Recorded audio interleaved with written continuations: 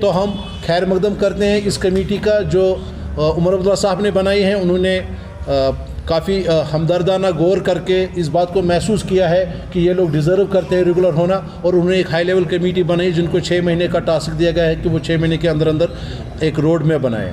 लेकिन कुछ एक बातें हम सरकार की नोटिस में लाना चाहते हैं। उससे पहले एक तो उमर अब्दुल्ला साहब का शुक्रिया, दूसरा उन तमाम MLAs का, वो किसी भी पार्टी के हो वहाँ पे, चाहे वो BJP के थे, PDP के थे, NC के थे, हम उन तमाम का शुक्रिया अदा करते हैं जिन्होंने हमदर्दी का इजहार किया, जिन्होंने सपोर्ट किया असम्बली में, जिन्होंने इस इंसानी मसले को, एक ह्यूमन इशू है, इस पर उन्होंने बात की, सपोर्ट किया और सरकार के साथ दो हाथ भी किए, और सरकार ने भी फिर फराग दिली का मुजाहरा करते हुए एक कमेटी तश्कील दी है।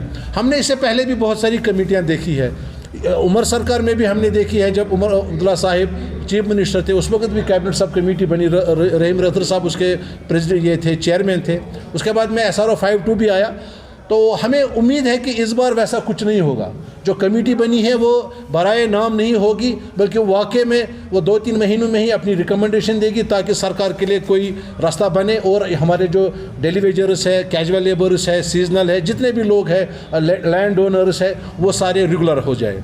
इस सिलसिले में हमने अपना एक इजलास बुलाया था, उसमें हमने गौर व फिक्र की और हमने भी एक कमेटी बनाई है, 6 रुकनी कमेटी, जो डेली वेजर्स और डिलीजेंस फोरम और एम्प्लॉय जॉइंट एक्शन कमेटी की मुश्तरका कमेटी होगी अक्रॉस UT ऑफ J&K, जो परसुएशन करेगी, इस कमेटी के साथ रब्ता रखेगी जो सरकार ने बनाई है, उन तक अपनी जो हमारे तजवीज़ होंगे, जो हमारे सजेस्टिव मेजर्स होंगे, जो कोई भी हक़ाइक़ हमारे पास है, हम उनको फैसिलिटेट करेंगे। तो हमने भी एक कमेटी बनाई है, वो कमेटी क्लोज लिएज़ान रखेगी सरकार की कॉन्स्टिट्यूट कमेटी के साथ, ताकि वक्त रहते हुए इस मामले को हतमी अंजाम तक पहुँचाया जा सके। और वो कमेटी एक फैसिलिटेटर का काम करेगी जो कमेटी सरकार ने बनाई है। और हम इसमें उमर अब्दुल्ला साहब से मुतालबा करते हैं, जैसे कि हमने जब उनसे मुलाकात की, मैंने उनसे एज ए EJAC प्रेसिडेंट जब मुलाकात की, मैंने उस वक्त भी उनको कहा था कि हमें उसमें रिप्रेजेंटेशन दी जाए जो कमेटी बनी है। तो मैं चाहता हूं कि ये committee employ joint action committee और यूनाइटेड जो डेली वेजर्स फोरम है, इसकी जॉइंट कमेटी को वहाँ पे रिप्रेजेंटेशन दे, ताकि एक यूनानिमस डिसीजन हो। ऐसा ना हो कि कल कमेटी कुछ ऐसा कुछ लेकर आए जो हमें काबिल कबूल ना हो। हम इंसाफ चाहते हैं, हम कुछ ऐसी चीज़ नहीं मांगते हैं जो आउट ऑफ बॉक्स हो। हम ये चाहते हैं कि जिन्होंने 20-25 साल से अपनी जवानी सरकारी महकमे में लगाई है, मुख्तलिफ डिपार्टमेंटों में सरकार की खदमत की है, आवाम की खदमत की है, आज अगर आप उनके लिए कमेटी बना रहे हैं, वो कमेटी ऐसी चीज़ लेकर आए जो सबको काबिल कबूल हो, कल कोई एतराज़ ना हो। इस वजह से हम चाहते हैं कि जो हमने कमेटी बनाई है वो कमेटी को उसमें रिप्रेजेंटेशन दी जाए। तीसरा यह है कि ये इकदाम जो उमर अब्दुल्ला साहब ने उठाया है कमेटी बनाने का, और कहा है कि अगले बजट में डेली वेजर्स के लिए खुशखबरी होगी, इसका तो हमने खैर मकदम किया है, ये उनकी फराग दिली है, हम उनको सल्यूट करते हैं। लेकिन इसमें एक और इशू है जो स्किप हो गया है, वो है minimum wages act at par with other states and other UTs. अभी भी मजदूर 311 रुपये लेता है।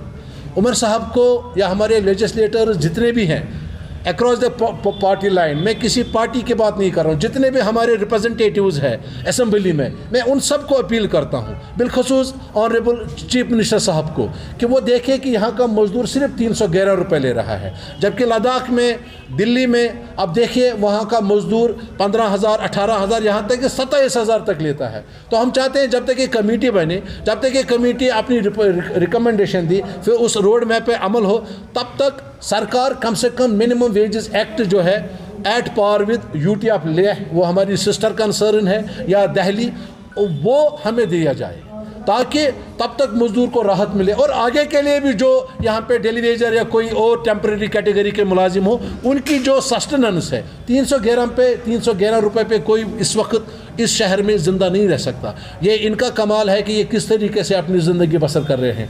तो ये 3 बातें थी जो आपके साथ शेयर करनी थी। बाकी जो मज़ीद है वो सजाद साहब थोड़ी सी रोशनी डालेंगे।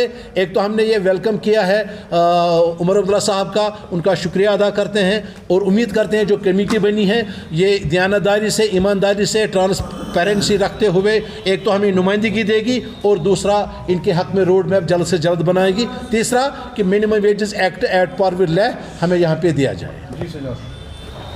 आप सबका बहुत बहुत शुक्रिया। आपने हमेशा हमारी वकालत की है यहाँ की अरबाबी इक़्तिदार तक बात पहुँचाने के लिए और यहाँ की आवाम तक।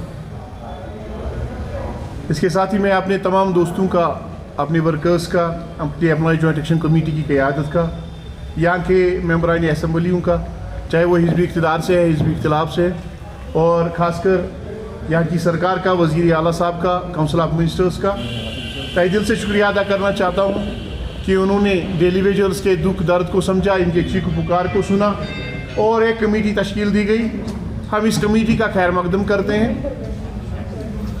हमें उम्मीद थी कि इस बजट सेशन के दौरान डेली वेजर्स, कैजुअल लेबर्स के हवाले से, उनकी रेगुलराइजेशन के हवाले से, उनके मिनिमम वेज एक्ट के हवाले से ऐलान होगा। बहरहाल बजट सेशन में इस चीज़ का कोई ऐलान नहीं किया गया, कोई प्रोविज़न रखा नहीं गया। तो उसके बाद जब एहतिजाज वगैरह हो गया, जम्मू में भी हो गया और कश्मीर में भी हो गया, तो वज़ीर आला साहब ने जो बयान दे दिया है वो काबिल तारीफ़ है और हम उसका खैर मकदम करते हैं। ये चौथी कमेटी बनाई गई है। इससे पहले एमसी कांग्रेस की सरकार में कैबिनेट सब कमेटी बनाई गई थी, उसके बाद NN वोरा साहब ने हाई लेवल कमेटी बनाई थी, और उसके बाद PDP BJP की सरकार में आधार बायोमेट्रिक कमेटी बनाई गई, और आज की सरकार ने एक बार फिर एक कमेटी का क़याम अमल में लाया। हम चाहते हैं कि ये कमेटी जो बनी है वो डेली वेजर्स, कैजुअल लेबर्स के हवाले से जो पॉलिसी फ्रेम करेगी, उसमें ज़्यादा कुछ नहीं करना है। सरकार के पास डाटा अवेलेबल है, सरकार के पास कैबिनेट सब कमेटी का डॉक्यूमेंट अवेलेबल है, सरकार के पास आधार बायोमेट्रिक कमेटी का रिपोर्ट अवेलेबल है, सरकार के पास SRO 520 अवेलेबल है, सरकार को मालूम है कि फाइनेंस डिपार्टमेंट से कितने लोग तनख्वाह ले रहे हैं, और इस पे खाली फैसला लेने की जरूरत है। लेकिन हम चाहते हैं फैसला लेने से पहले जो एम्प्लॉय जॉइंट एक्शन कमेटी ने ग्रुप बनाया है, कमेटी बनाई है अपनी, उनको एतमाद में लिया जाए, उनको ऑन बोर्ड लिया जाए। जो हमारे तहफ़्फ़ुज़ात है, जो हमारे खदशात है, उन खदशात और उन तहफ़्फ़ुज़ात को दूर किया जाए, ताकि आने वाले दिनों में जब ये कमेटी अपना रिपोर्ट फाइनल करेगी, कोई और इशू पैदा ना हो। जैसे कि आज डेली वेजर्स, कैजुअल लेबर्स का मामला हल हो गया, CPW कल एहतिजाज करेंगे, इसी तरीके NYC वाले एहतिजाज करेंगे। हम चाहते हैं जो भी आर्जी मुलाजमीन स्कीमों के बगैर यहाँ पे जो लगे हैं, स्टेट गवर्नमेंट ने जिन लोगों को लगाया है, जिन लोगों की वजह से यहाँ के डिपार्टमेंट्स का बुनियादी काम चल रहा है, उन लोगों का मामला हमेशा हमेशा के लिए हल होना चाहिए। उसमें हम कमेटी के सामने अपने जो खदशात है, तहफ़्फ़ुज़ात है, जैसे कि हम काम कर रहे थे, लेकिन जब हमारी सर्विसेज को रेगुलराइज करने का मौका आता था, सरकार हमारी वर्किंग को नहीं मानती थी, सरकार उन मंथ्स को मानती थी जो हमने तनख्वाह ली है। ये जुल्म और नाइंसाफी थी हमारे साथ। एक तो हम काम करते थे, काम के बाद इनकी जिम्मेदारी थी कि वो हमारी उजरत वागुजार करे, उजरत भी वागुजार नहीं की जाती थी, साल में 2 बार या 4 बार तनख्वाह वागुजार की जाती थी। और उसके बाद जब मंथ्स काउंट करने की बात आती थी, लेंथ ऑफ सर्विस की बात आती थी, उस वक्त खाली पेमेंट मंथ्स को लिया जाता था। इसी तरीके से पार्ट टाइम वर्कर्स को नहीं लिया जाता था।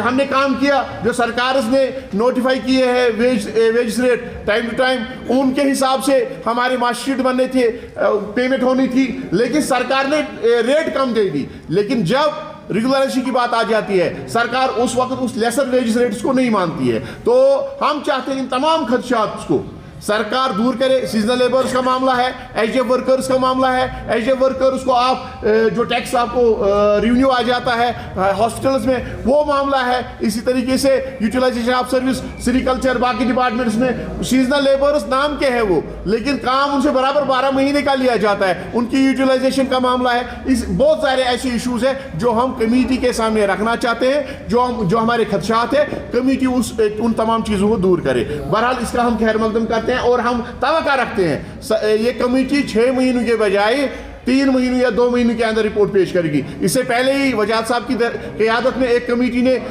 मेमोरेंडम पेश किया था चीफ सेक्रेटरी साहब को, और उन्होंने डायरेक्टर जनरल कोर्ट्स की क़यादत में एक कमेटी बनाई थी। उस कमेटी का भी रिपोर्ट इस वक्त सामने है। इस सरकार से पहले ही उस कमेटी का भी रिपोर्ट इनके सामने है। कुछ नहीं करना है, एक्सरसाइज पूरी की गई है, खाली फैसला लेने की जरूरत है। और साथ में ही हम एक और मुतालबा करना चाहते हैं। हमारे 2 मुतालबे थे, एक तो रेगुलराइजेशन का मामला, और हमारा मुतालबा था जब तक रेगुलराइजेशन हो जाती है, इसमें 6 महीने लग सकते हैं, 7 महीने लग सकते हैं, तब तक मिनिमम वेज एक्ट बराबर या लेके तर्ज पे दिया जाए या दिल्ली के तर्ज पे दिया जाए।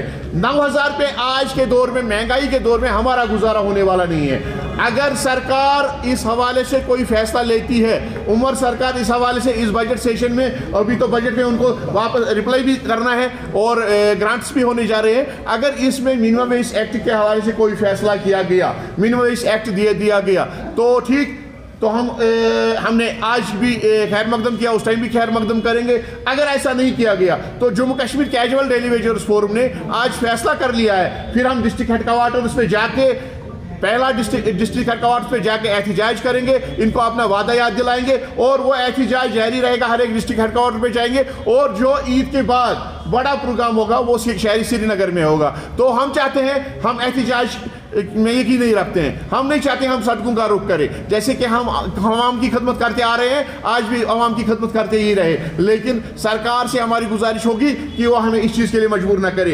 एक बंदा 9,000 में अपने वालिदैन का दवाई का खर्चा कैसे बर्दाश्त कर सकता है, बच्चों की फीस का खर्चा कैसे बर्दाश्त करता है, 2 वक्त की रोटी का कैसे इंतजाम कर सकता है, इस समाज के साथ कैसे लेन देन कर सकता है। जबकि आपका एक एमएलए कल ये कह रहा था एमएलए की तनख्वाह 2.5 लाख होनी चाहिए, दूसरा एमएलए ये कह रहा था 5 लाख होनी चाहिए। मैं उन तमाम एमएलए से गुजारिश करना चाहूंगा, जब आपका गुजारा 1,80,000 में, 1,60,000 में नहीं हो रहा है तो हम क्या फरिश्ते हैं? हम भी खाना खाते हैं, हम भी 2 वक्त की रोटी खाते हैं, तो हमारा गुजारा 9,000 में कैसे हो जाएगा? मेहरबानी करके इंसानी बुनियादों पे फैसला करने की जरूरत है। 9,000 में हम समझते हैं आप हमसे बेगार ले रहे हो, ये बेगार दूर करने की जरूरत है। शेर कश्मीर ने नाम अपना बुलंद किया था, हमें पूरा यकीन है उसका पोता उनकी लाइनों पे चलेगा, उसके जो उसने नक्श कदम पीछे छोड़ा है उसी पे चलेगा और इस बेगार को यहाँ की सरकारी महकमों से दफा करेगा। और हम पूरी तवक्का रखते हैं यहाँ की सरकार, यहाँ के एमएलए इस हवाले से पूरी कोशिश करेंगे, इस बजट सेशन के दौरान ये ऐलान हो जाएगा। और दूसरी गुजारिश मेरी, यहाँ पे जितने भी पार्टियां हैं, चाहे हिज़्ब इख्तिलाफ के हैं या हिज़्ब इक़्तिदार के हैं, पीडीपी है, कांग्रेस है, नेशनल कॉन्फ्रेंस है, बीजेपी है, सीपीआईएम है या पीसी है या पीडीपी है, जितने भी है उनसे हमारी गुजारिश होगी और वज़ीर आला साहब से भी हमारी गुजारिश होगी, एक ऑल पार्टी का डेलीगेशन, अगर सरकार को फाइनेंशियल इम्प्लीकेशंस का इशू दरपेश है, जैसे कि कल एक मेंबर असेंबली वहाँ कह रहे थे ये सारा पैसा कहाँ से आ जाएगा।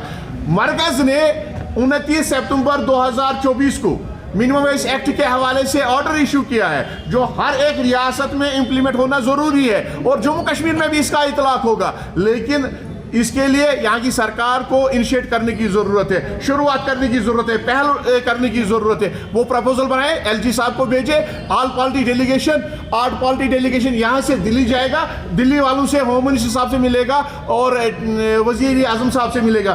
तो वजीर आजम साहब ने on the floor of house 5 अगस्त 2019 के बाद ऐलान किया था कि हम छोटे दर्जे के मुलाजमीन के साथ इंसाफ करेंगे, हम मिनिमम वेज एक्ट का इतलाक करेंगे। होम मिनिस्टर साहब ने खुद मेगा रैली में जम्मू में इस चीज़ का ऐलान किया। हमें पूरी उम्मीद है यहाँ से जब प्रपोजल जाएगा, ऑल पार्टी डेलीगेशन जाएगा, उसकी कदर की जाएगी और मिनिमम वेज एक्ट यहाँ पे अन्न लागू किया जाएगा और रेगुलराइजेशन के हवाले से जो फाइनेंस का इशू है वो भी हल हो जाएगा। बहरहाल आखिर पर हम एक बार फिर वज़ीर आला साहब का और उनकी सरकार का, तमाम एमएलएज का शुक्रिया अदा करते हैं और साथ में ही हम उनसे एक बार फिर गुजारिश करेंगे कि एहतिजाज पर नौबत नहीं आनी चाहिए। अगर सरकार ने ऐसा नहीं किया तो हमने फैसला कर लिया है 24 मार्च को Jammu Kashmir casual daily wagers forum के बैनर तले जिला अनंतनाग के हेडक्वार्टर पर एहतिजाज होगा। वो मिनिमम वेज एक्ट के हवाले से होगा, एहतिजाज होगा। तो उसकी तमाम 24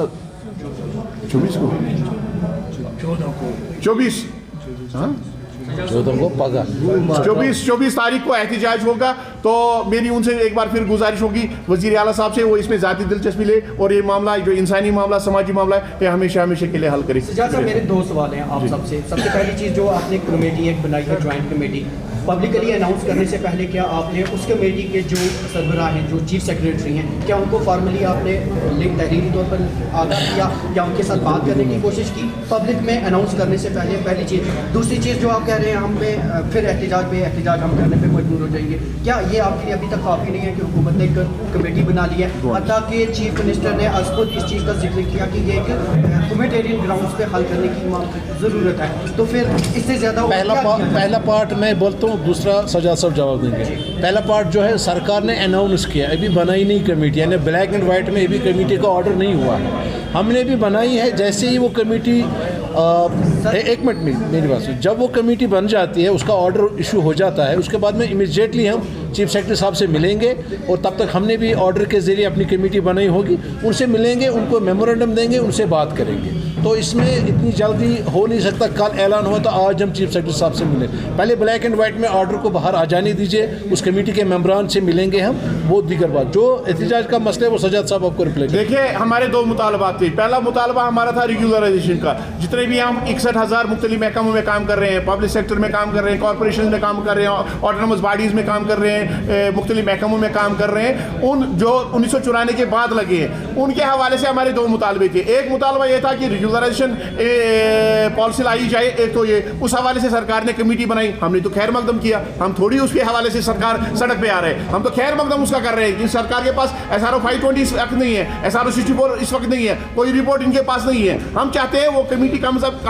कम वक्त में रिपोर्ट पेश करे और उसको कैबिनेट अप्रूवल दे। और दूसरी बात, हमारी जो डिमांड थी मिनिमम वेज एक्ट, जो पूरे हिंदुस्तान में लागू है, जो 1948 मिनिमम वेज एक्ट है, जिसको पार्लियामेंट ऑफ इंडिया ने पास किया है, जिसको यहाँ की बड़ी पंचायत ने हमें हक दे दिया है मिनिमम वेज एक्ट का, कि आप बाजार की कीमतों को देखकर एक मजदूर की आप उजरत तय कर सकते हो। वो तो हमारी दूसरी डिमांड है। उस डिमांड के हवाले से तो वजीर आला साहब ने कुछ नहीं कहा। उस चीज़ को लेके हम कहते हैं कि आप हमें बेकार ले रहे हो। नवाजार में एक आज आम मजदूर यहाँ पे मार्केट में आपको 800 में मजदूरी के लिए आ जाता है और आप डेली वेजर को 311 रुपए दे रहे हो। ये कहाँ का इंसाफ है? ले जम्मू कश्मीर का कल तक हिस्सा था, वहां पे आप 12,000 से 45,000 दे रहे हो, और जो पूरे हिंदुस्तान का दिल है दिल्ली, वहां पे आप 21,000 से 29,000 दे रहे हो। हम तो चाहते हैं इस रिपोर्ट को फाइनल होने तक, रेगुलराइजेशन का प्रोसेस स्टार्ट होने तक हमें वही तनख्वाह दी जाए जो मुल्क के बाकी हिस्सों में दिया जा रहा है। हम उससे ज्यादा तवक्का भी रखते हैं अगर उतना दे देंगे, क्योंकि हम नामुसाइद हालात में यहाँ पे काम कर रहे हैं। यहाँ का अगर आप एटमॉस्फेयर देखेंगे, यहाँ के हालात देखेंगे,